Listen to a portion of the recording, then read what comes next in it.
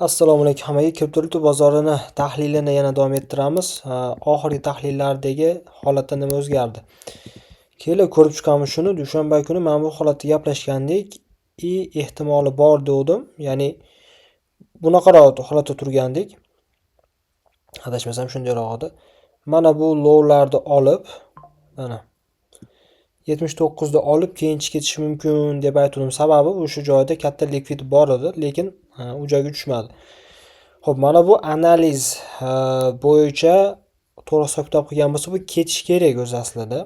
Mana bu holatimiz bo'yicha, lekin bozorni ko'rib turibsizlar. Pozitsiyam bor. Mana bu pozitsiyani anaqada ochganman, o'sha challenge akkauntda ochganman. 20 million olganman bu yoqdan, o'zim signal ham berganman.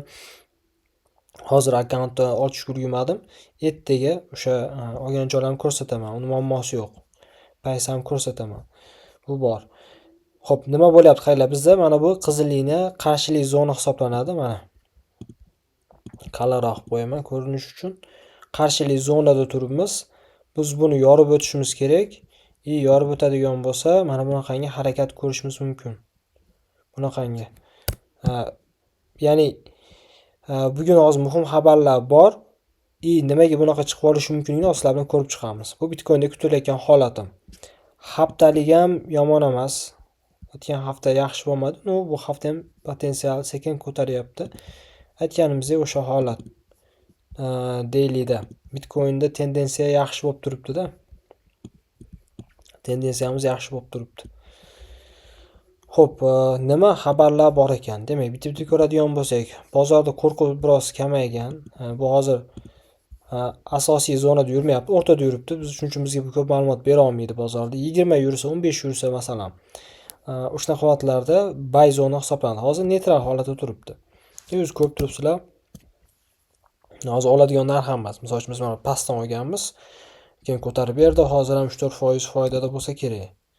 5% ekan. Ya'ni yo o'sha tushganda olish kerak yoki endi misol uchun yorib o'tganda harakat qilib ko'rish kerak, yoki mana bu joydan harakat qilib ko'rish kerak bo'ladi. Shunaqa qilib sekin-sekin nima qilinadi? Ishlanadi. Endi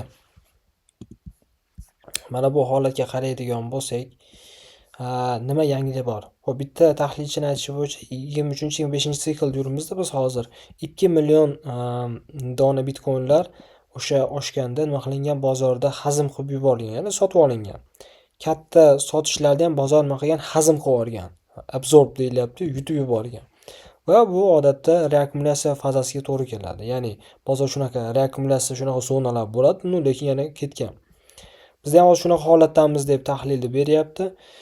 Bundan tashqari hammada bir xil holat 2-aprel. 2-aprel nima o'zi? Trump bu kunni Liberation Day deb nomlagan ekan. Mana. Liberation Day menimcha anaqa edi. Independence mustaqillik bo'lsa, liberate ozod qilmoq degani, ozodlik kunimi, tipa shunaqa deb nomlagan. Nima uchun deydigan bo'lsak, 2-aprelda demak tariflarning otasi desak ham bo'ladi. Ular e'lon qilinishi, ya'ni bu iqtisodiyotga ta'sir qanaqa bo'lishi. Bundan tashqari 25% mana mashinalarga o'tgan haftada qiluvdi, tarif qo'ygandi. Ya'ni Amerika trade imbalansi, ya'ni muvozanati bo'lmagan davlatlar bilan o'sha tariflar qo'yib to'g'rilash harakat qilyapti. Trampning bu o'sha siyosati. Va oldin ham shu narsani qilgan.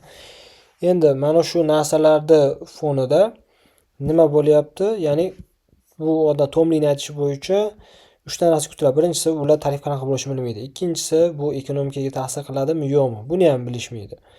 Uchinchisi, Trump, ya'ni Oq uyning hozirgi siyosatidan qo'rqayotgan bo'lishi mumkin. Bozordagi holat tushuntirib beryapti. Xullas, bugun mana bu joyda ham o'sha holat trade var, hamma joyda o'sha ikkinchi anaqadagi Trumpning bugun e'lon qilinadigan tariflari hamma joyda shu gap bo'lyapti. Qisqa qilib aytganda, iqtisodiy Amerikaning holatiga ta'sir qiluvchi muhim makroiqtisodiy xabarlar bugun bo'lganligi uchun hatto soati ham bor edi hozir. Xullas, bizga kechasiga to'g'ri keladi-da, ertangi kunga to'g'ri keladi. Shuni hisobga olib qo'yishimiz kerak. Agarda ular ertalabda bo'lsa, mana hali Amerikada 2-kun kirmadi-yu, 2-aprel ertalabda bo'ladigan bo'lsa, unda bizda kechqurunga to'lgadi yoki ularda kechqurun qabul qilinadigan bo'lsa, unda 3-kunga o'tkazib qolamiz. Bu degani biz uxlayotgan paytimizda bozorda ancha o'zgarish bo'lishi mumkin. S&P 500 ko'tarib yuborishi mumkin. Katta ehtimol bilan bu bitta holat. Endi hozir mana bu holatimizcha o'zgarib ketdi, chunki bu yerda lishniy bitta patron bo'lib turibdi. O'shani hisobiga, bu yana hisobga 5 ta patron. Hozircha temay turibman. Ya'ni shunaqa holat ko'rishimiz mumkin, kattaroq o'sishdi. Biz aytganmiz, targetlarimizni o'sha 91 dan o'tib olsin, u yoq oson bo'lib ketadi bizga. Mana bu joylarda sotishimiz mumkin keyin. Bitcoinlarimiz all time high yaqinda. Shunaqa. Meni tahlil shu hozir Bitcoin bo'yicha. Shuning uchun bugun muhim xabarlarimiz bor deb bekorga aytmayapmiz. Efirimiz juda ham qiynalyapti. Double bottom hosil qilishi mumkin. Agar yaxshi xabar bo'lib tursa, mana bu holatda Jam o'zim ishlatib olmayman bu patternni, to'g'risini aytadigan bo'lsam, hamma joyda ko'zga ko'rinib bera oladi bu. Asosiy narsalardan nima, ya'ni bizda deviatsiyamiz pastda hosil bo'ladigan bo'lsa, ya'ni aytganim mana bu pastki hudud. O'tib olsak, ketishimiz mumkin degan holatda. Efirda to'g'risi uncha ishlamayapman. Efirlarim bor, o'zi narxida sotib olaman, ancha tushib ketib qoldi efirlar. Layer 0 bu uncha harakatlanishga shoshmayapti. Mana. Ob'yom kam, shoshmay tursa ham bo'ladi.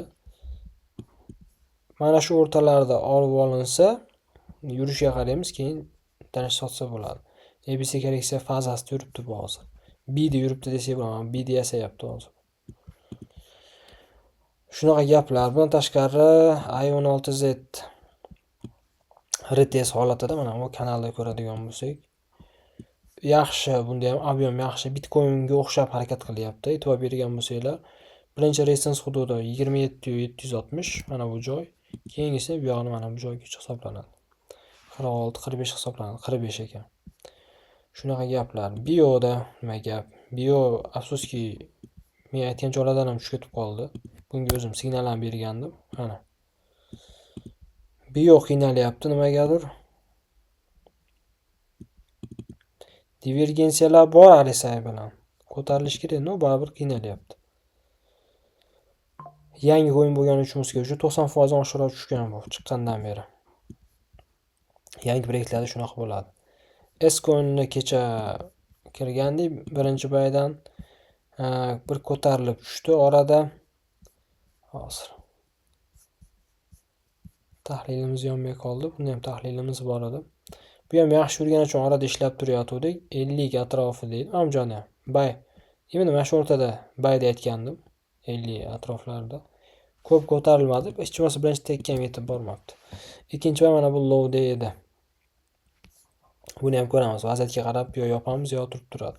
Bunda ham ishlab turgandik. Gras ham ajoyib ko'tarilyapti ekan. Bunga anchadan beri qaramagandim. Grasda nima gaplar? Xo'p. Bu ajoyib ko'tarilish. Faqatgina ehtiyot bo'lish kerak. Bunaqa bilasizlar. Ko'tarilishda pastni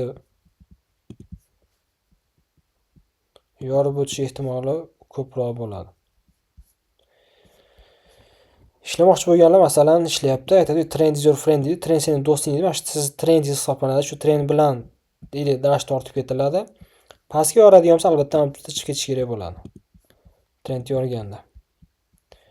No bo'lishi ham mumkin-da. Ko'tarilib olib ketishi mumkin bo'ladi shu holat bo'yicha. Ko'ramiz esa coinlar ko'p, lekin hammasida ham vaziyat zo'r emas. Shuning uchun shoshmasdan sekin-sekin ishlab turganga yetmaydi. Risk menejmentga amal qilib. Bitcoin bo'yicha tahlillarda aytdik, holatni tushuntirdik. O'sha bo'yicha kutyapmiz. Paysalar bor. Ishlagancha ishlab eplab turibmiz. Shunaqa gaplar. Mana bu xabarlarni bitta post qilib chiqarishga harakat qilaman. Bundan tashqari ko'ramiz yana. tushunarli bo'lishi uchun qisqa qilamanda bitta post qilib turib Telegram kanallarga ham joylaymiz. Sizlar bilan keyingi tahlillarda ko'rishguncha salomat bo'lasizlar.